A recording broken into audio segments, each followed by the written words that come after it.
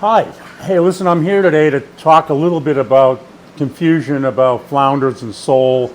Worldwide, there are thousands of different varieties. But here in the Gulf of Maine, we typically get two major types, and once in a while we see another two types of flounders. We don't really get any true sole in the Gulf of Maine. So if you come into the store, typically you'll see flounder and you'll see sole. So let me show you the differences here. So this is a flounder. We commonly call it a dab. It's really a Canadian plaice, P-L-A-I-C-E, plaice. This is our gray sole. A gray sole is actually not a sole. It's called a witch flounder. So it's technically a flounder.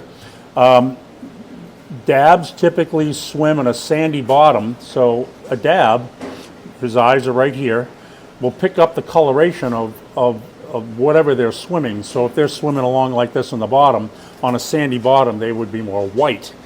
A gray sole typically swims on a muddy bottom, so there he is with his two eyes, he swims along like this, and his bottom is more darker, pick up more of what I would call the mud that he swims in. Typical differences between them: a dab or a flounder is thicker. As you can see it's a thicker meat. The sole is much thinner.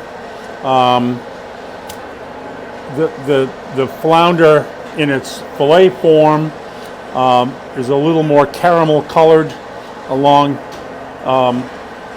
its structure, and then that's the meat side, a little thicker. More conducive to breading and frying. It'll hold up a little better. The gray sole, as you can see, much thinner, whiter, beautiful meat. I typically would like to say that the dab or the flounder has a little more nuttier flavor. They're both very sweet and both very delicate. Neither are strong flavored at all. I think because of the bottom that the gray sole swims in, it tends to have a more earthy flavor. But again, both very delicate, none of them are strong flavored. The way I typically would cook a flounder would be to bread it or flour it and then pan fry it. A gray sole, one of my favorite ways is to layer them, to get 7 or 8 fillets, depending on how many people, and layer them in a pan. Or you could roll them with a little stuffing, because they cook very quickly. And again, both are delicate flavored, and basically those are the two that you will see in the Gulf of Maine and in our store. Thank you.